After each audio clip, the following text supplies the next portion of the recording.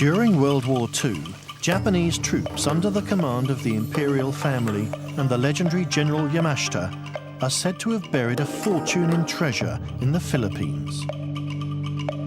The story goes that it was looted during the Japanese march across Asia. Some say it was the largest hoard in history.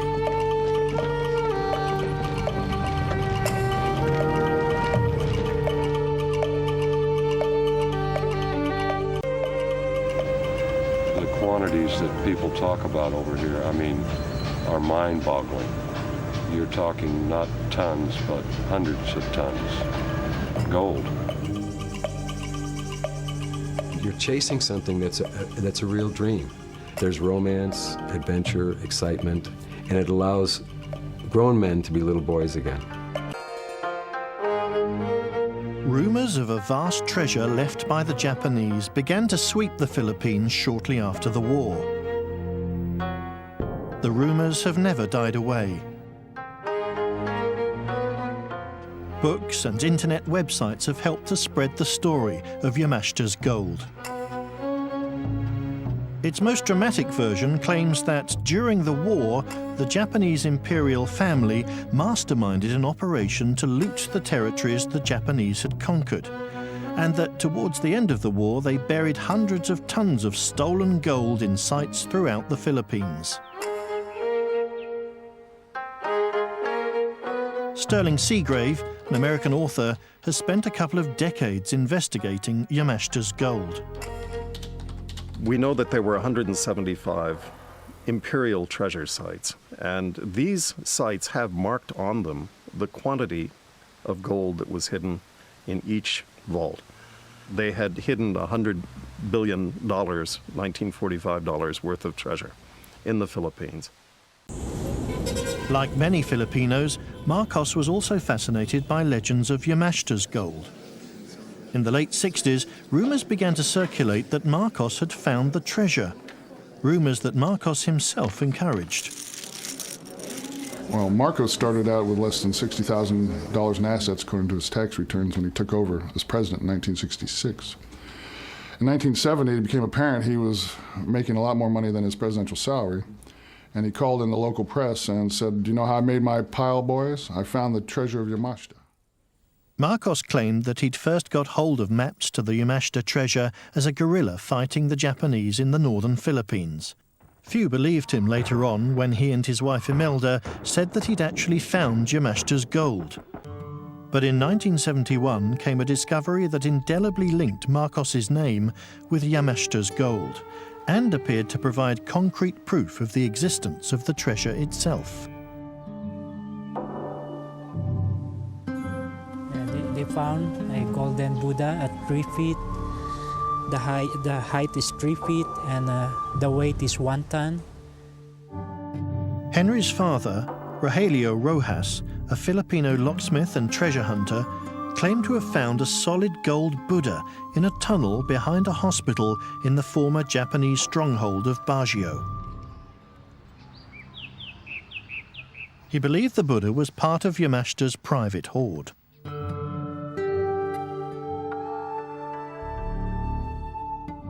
For a quarter of a century, treasure hunters had been searching for the gold. Now, here was a startling piece of evidence for the authenticity of the Yamashita's gold story.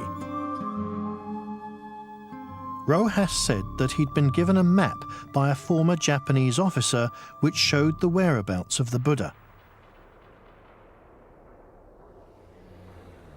We know there's Buddha there because of the map, but to locate the entrance is really very hard. It took us 17 days because it is already blasted. So that is how we entered the body. We found the entrance of the tunnel. And you can remove the head of the golden Buddha, and there is a diamond inside, more or less 2 cups of diamond, a big diamond.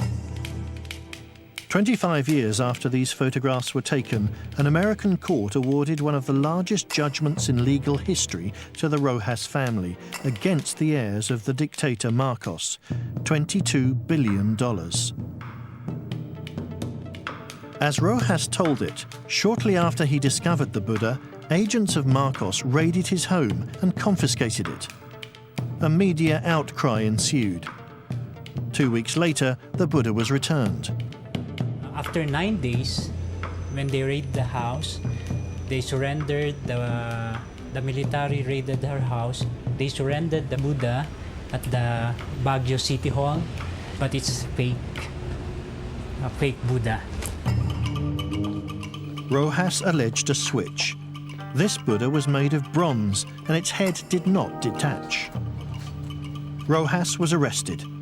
Under duress, he retracted his protest.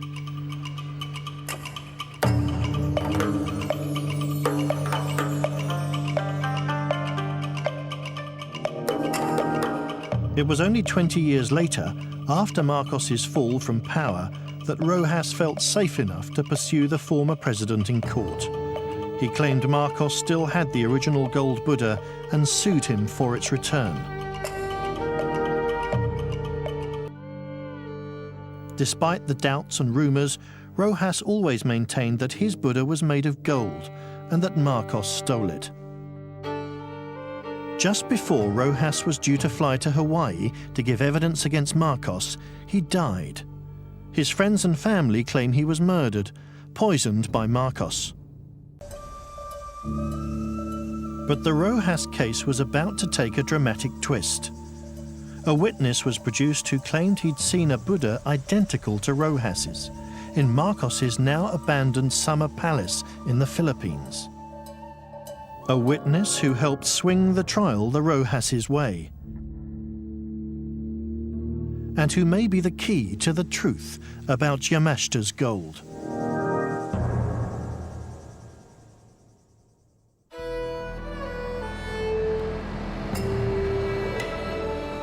The Golden Buddha case, brought by Rogelio Rojas against the Marcoses in the American courts, revealed a web of intrigue in the Philippines. Rojas's lawyers had to prove that the Buddha found by their client was made of gold, and that former Philippines President Ferdinand Marcos stole it.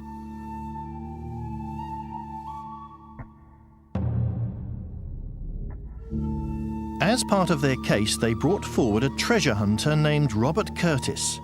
If you want to get to the truth about Yamashta's gold, you're going to come across the name of Curtis, an ex-auto salesman who started working in the precious metals business in the 1970s.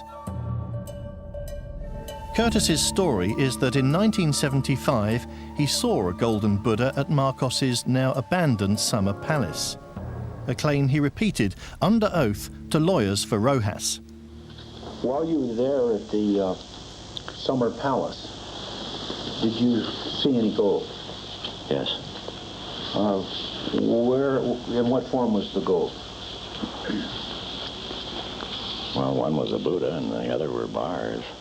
And where did you see a Buddha? In his office. That photograph contains a picture of two people and a picture of a Buddha with some rope around it. Do you recognize the Buddha in that photograph? That's the Buddha that I saw on the floor of the summer palace. There's no question. There could only be one Buddha like that. Curtis's testimony supported other evidence in the case for the Rojases. And in August of 1996, a court in Hawaii awarded Rojas's heirs one of the biggest damages judgments in legal history, $22 billion. The trial, busily occupied recovering billions, hundreds of billions of dollars worth of gold, and they knew that there were a great many more sites yet to be uncovered after that. So it's self-evident that the reason to get rid of Yamashita was to get rid of the man who would know that you had done this. Marcos was a villain. The list of people he harmed is a long one.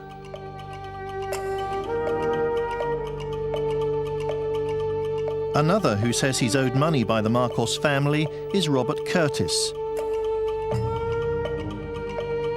He says that Marcos had acquired a fortune in gold and that the dictator hired him to find more.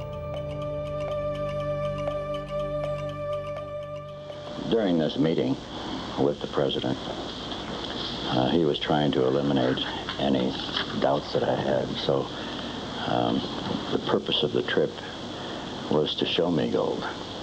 he asked General Bear to take me downstairs and show me some gold that was recovered from one of his sites. Well, there was a hallway and some guards at a door,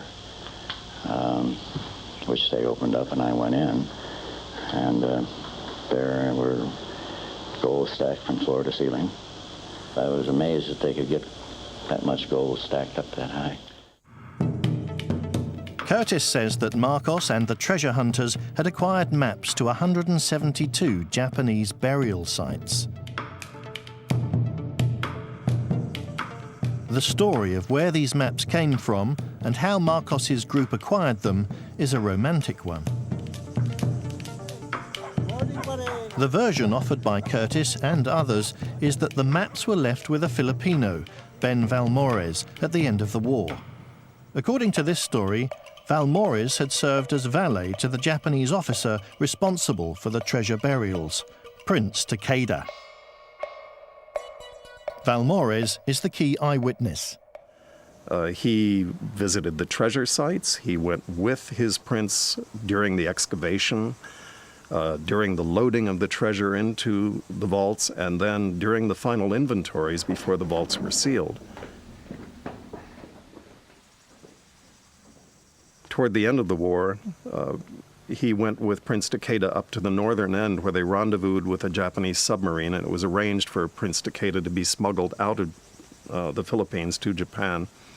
He turned to Ben and he left his satchel full of original treasure maps with Ben, figuring that if the submarine were sunk on its way back to Japan, Ben would obligate himself to turn the satchel over to Takeda's family after the war. Marcos, he says, learnt of the existence of the maps. He dispatched one of his top treasure hunters, a Colonel Villacrucis, to get hold of them.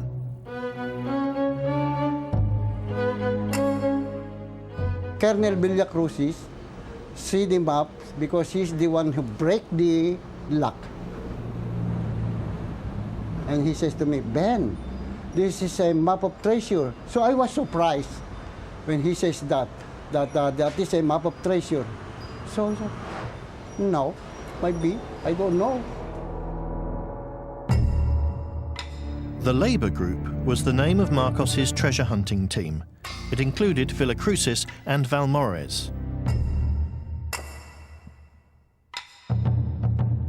Robert Curtis says that he was asked to join the group.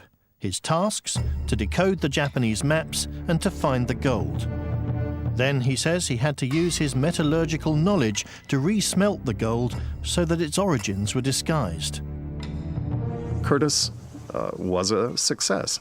He reverse engineered about 8 sites, and one of them, the most celebrated, was called Teresa. Teresa 2, actually, because there are 4 different Teresa sites on the same odd-shaped Sugarloaf Mountain. Curtis says that the Teresa site was selected as the first test of his engineering skills. Beneath it lay an underground complex built by slave labour. The Valmores maps indicated it held army trucks filled with bullion, solid gold Buddhas and precious gems. 60 feet down, Curtis claims they hit a Japanese booby trap. Curtis says Marcos's troops cleared the site as a safety measure, but he was never allowed to return. Shortly after, he says he was forced to leave the Philippines in fear of his life. On July 5th, 1975, Colonel Lachica picked me up to take me to see General Bear and President Marcos, but instead took me to the U.S. military cemetery in Fort Bonifacio, where I was led to a group of rhododendron bushes, and I saw this hole in the ground big enough to sit my body in, and Colonel Lachica put a .45 behind my ear and told me, we're good friends, but I'm sorry I have to do this. Obviously, you're still here, so I assume the gun was not fired. Well, I'm a good talker. Were you able to talk your way out of it? Yes. And amazingly, I did. did you then decide it was time to leave the Philippines? Wouldn't you? Yes.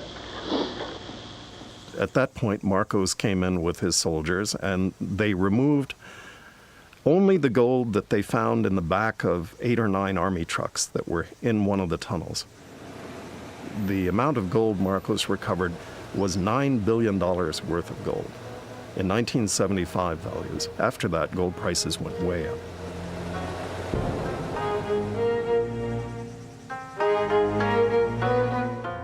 Back in the US, Curtis went public with his story. It was embarrassing for the Marcos regime and excited huge interest among treasure hunters. Curtis claimed to have photographed and then burned the original treasure maps before leaving the Philippines. He was now the key source of information about the supposed 172 sites. Few questioned.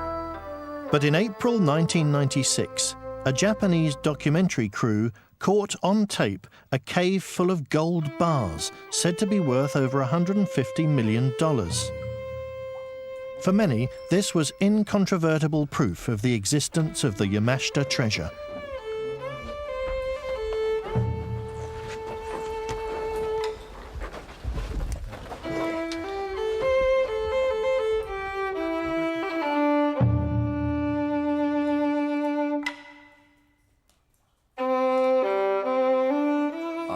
その87年からですね、何回かフィリピンの番組をやる中で、I'd made several programs about the Philippines since 1987, and all throughout that time I thought I'd like to do a program about the Yamashita treasure. 取材をして92年に放送した山下彩子って番組があるんですけども、それで95年の Then, in the winter of 1995, someone brought me a videotape.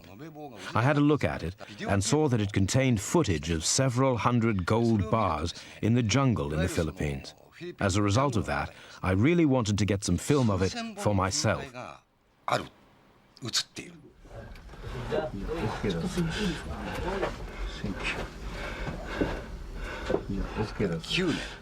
Until I saw the gold actually in front of me, I really didn't think it existed. But suddenly it was there, right in front of my eyes. My first reaction was, this is amazing.